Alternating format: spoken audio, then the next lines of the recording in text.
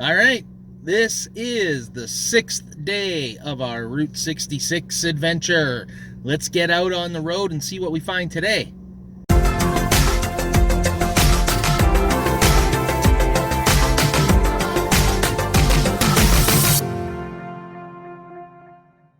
All right, we are now at the east end of downtown Tulsa, Oklahoma to check out a site. No, not the adult superstore. The Blue Dome gas station. I don't actually know much about this in terms of its history. It dates from the 20s. It's on the early alignment of Route 66, and it's freaking awesome from an architectural perspective. And it's got a blue dome. What more could you want? Well, gas pumps, I guess. And to get inside would be kind of cool. All right, we are on our way to check out Cyrus Avery Plaza, now on the west side of downtown Tulsa. Cyrus Avery is known as the father of the Mother Road. Let's go find out why. That's the Cyrus Avery Bridge down there in the middle. It's been recently closed to pedestrian traffic as well. It's been closed for vehicular traffic for quite some time. But it is part of the original Route 66 alignment through this area.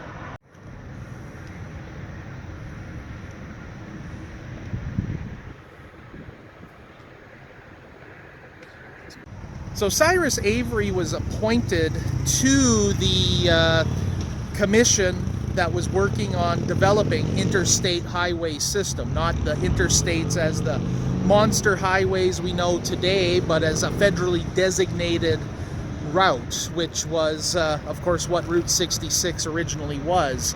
Cyrus Avery was the one who was very much responsible for the routing of Route 66, making sure it would follow the Chicago to LA route to work with the natural flow of goods and commerce and things that were going on at that time. So the fact that it came through Oklahoma, which was his adopted state and area, is very much a tribute to Cyrus Avery. And this plaza is a great little stop as you're passing through Tulsa. We were saying, look at the detail that went into this sculpture. There's even a dead locust on the grill of the car, which with the Ford designation would make it a Model T, most likely, from the era being depicted here. And the conflict of the horse and wagon versus the more modern automobile, it's the contrasts here are just really well done. You have the more well-dressed city gentleman, the clearly rural farmer there with his wagon. The little girl in the back seat here has a cat, whereas when you come around to the far side, the farmer has his dog in the wagon. So, I mean, just a contrast in every way. It's just a brilliantly done piece of art. It's fantastic.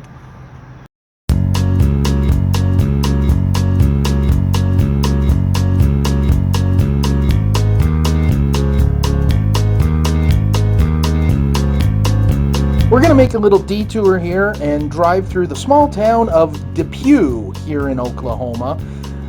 You know, a lot is always made about how towns died when the interstate passed them by and there was no longer the same amount of traffic coming through town.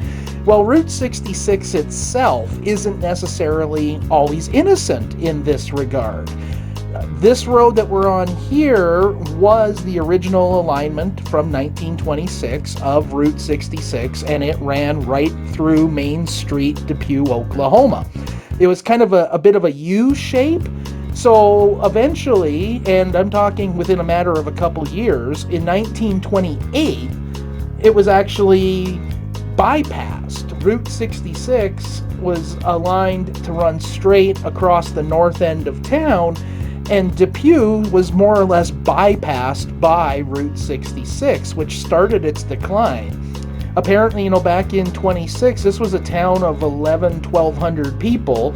I think you'd be hard-pressed to find 100 people living here now, especially because later on, of course, Route 66 would be replaced by the interstate just a little bit north of town. So it was really bypassed twice and was kind of the end of Depew as a viable little town. Still very scenic, though.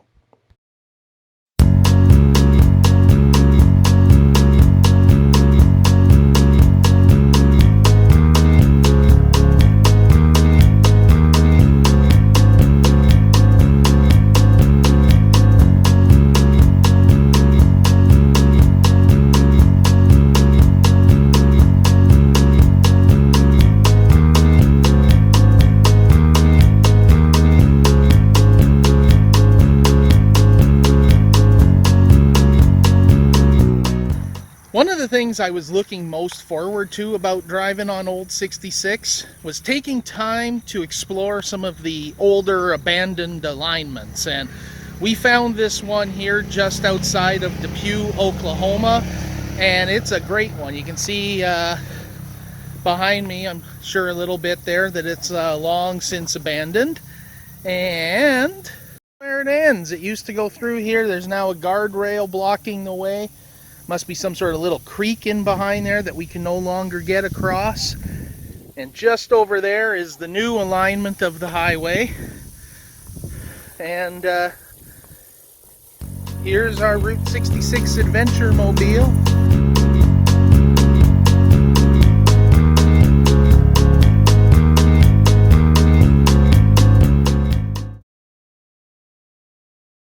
The Rock Cafe in Stroud, Oklahoma.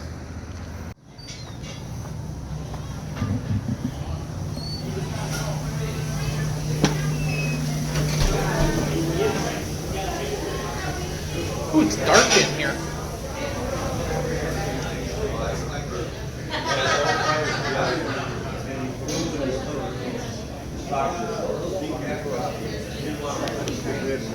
Okay. So the first time I get to Fort Myers. I've been there for about a week and a half. Oh, scattered kitty. So cute. Hi. Hey, little kitty. You stay off the road now. We've seen one too many of you already on the highway. There goes number 52. That's amazing.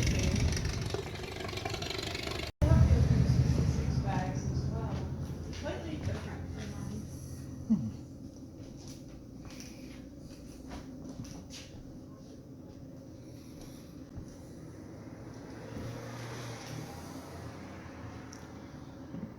Really starting to notice on this stretch now that there's a lot longer sections of highway between towns and a lot more things that are more drive-by, take a quick picture and carry on versus actually stop at. So really seeing the nature of the highway change as we get further west. Well, from the Rock Cafe and the bandstand here in Stroud, Oklahoma, that's it from here. Let's get back on the road and see what's next.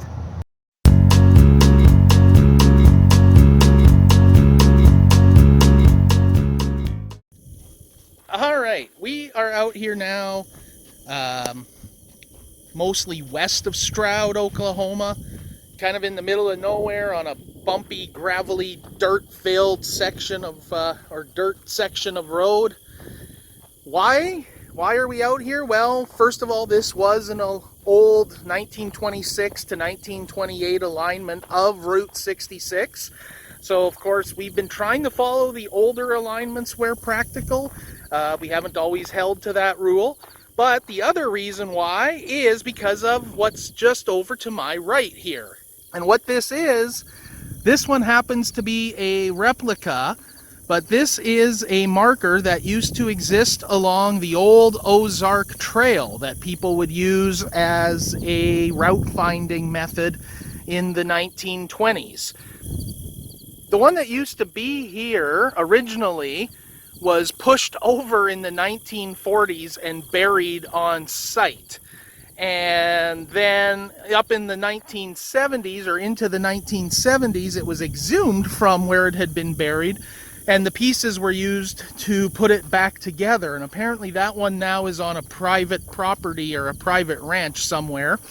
So this one was built as a replica to show you what used to be out here in terms of trail markers. You know, that's a 1920s version of a GPS, basically marking the route.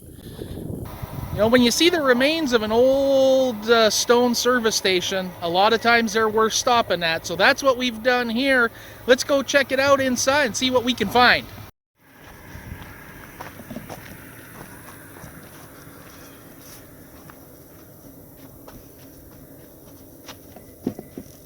Almost tripped coming in here. Wow. Okay. Yeah, counterfeit. Lots of people have taken the time and made the effort to carve their names on these walls. The old fireplace.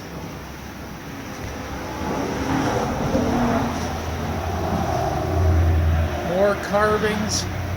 Lots of sounds of vehicles going by. Alright, so of course the story about this building, the most famous of the stories about the building, is that this little window back here used to have a wooden door on it, and they kept a printing press and counterfeited $10 bills out of this station. And that's the story of why this window is here. And according to the information out front on the little sign, apparently at some point a murder victim was found out in the little room that used to be attached to the back of the service station through here. So there you go, counterfeiting, murder, it all took place in this little station that's now just a shell on the side of Route 66. Now, we've talked a number of times about the must-see attractions of Route 66, and this is certainly one of them. It's the Round Barn of Arcadia, a restored 1898 barn that now serves as a Route 66 gift shop, and with an upper floor that can be rented out for private events. Let's go inside.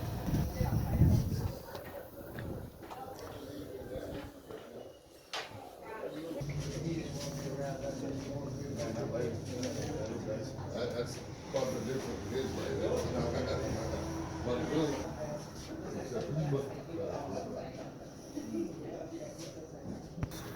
Time to check out the upstairs.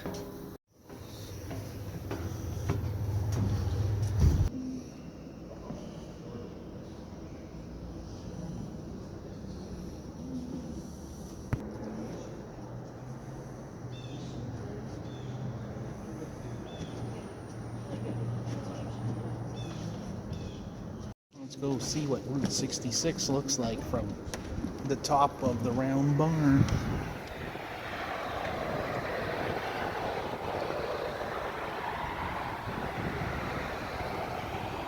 And now we talked about how the Blue Whale is a relatively new attraction. Well, this is even newer than that by a major factor. This is Pops Arcadia, and opened in 2007 and already has become a Route 66 staple.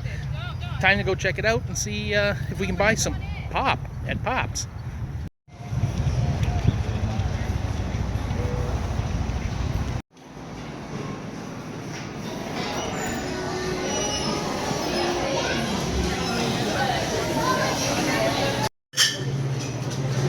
That's unnerving when I fall forward. So after coming from so many quiet, abandoned Route 66 attractions, Pops Arcadia is just a cacophony of sound and color, and it's actually a bit overwhelming when you're just out of the element of this sort of thing.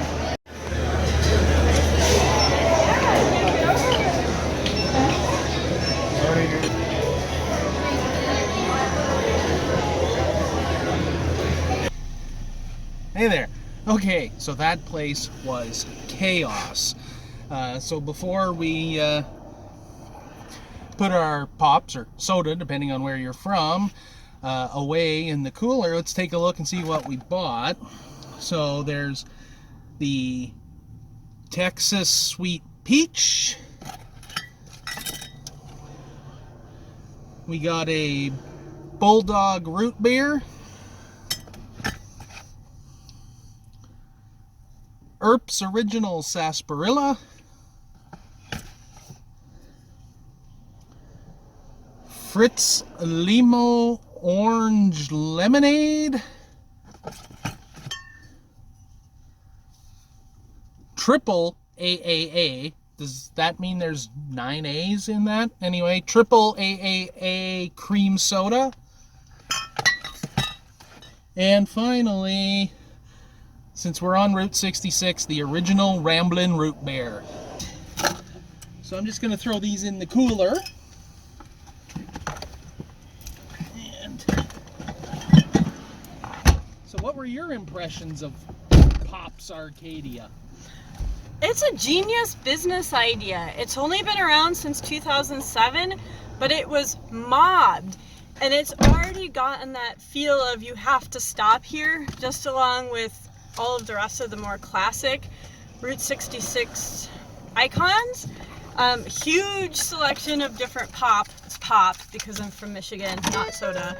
And yeah, it was fun. It's a good place for families to stop too. It's chaotic. Yeah. It's chaotic, and so it was busier. I mean, it is a Saturday afternoon, so that's to be expected a bit. But it was busier than I expected. It was louder than I expected, and it was a lot smaller than I expected from what we had seen from online and previous videos. So cool. Good stop, though. Fun. Well, we're in the state capital of Oklahoma City, Oklahoma, and we're here to check out another museum. This time, it's the National Cowboy and Western Heritage Museum.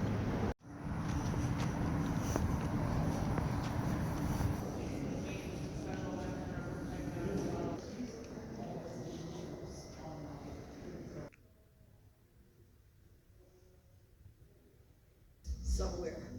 I don't know where. Where you know, I'm finding the places to sell. Yeah.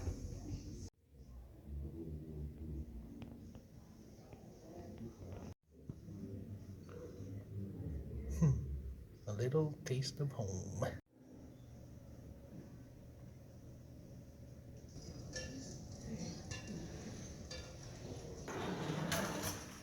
Oh yeah.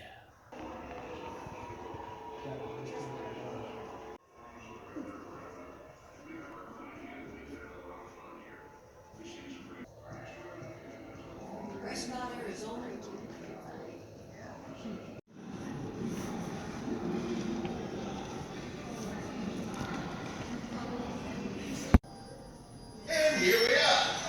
Welcome to Counterfeit State Bank. I tell folks, we're the backbone to the community and a bridge to the world of high finance. It's chasing the sheep to his nutty life. The word is pronounced naughty, Libby. More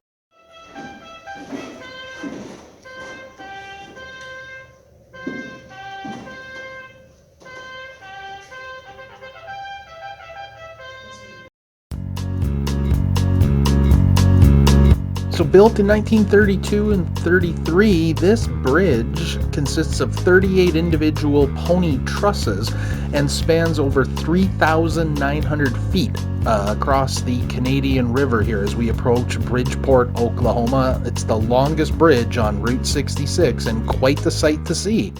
All right, I hope you can hear me. I tried to find a spot here out of the wind, but it's kind of difficult tonight here in Oklahoma. Specifically Hydro, Oklahoma, which means if you're a Route 66 fan, you know we are standing by Lucille's gasoline station. Lucille was nicknamed the mother of the Mother Road. Earlier today in Oklahoma City, we saw the father. Now we're meeting the mother.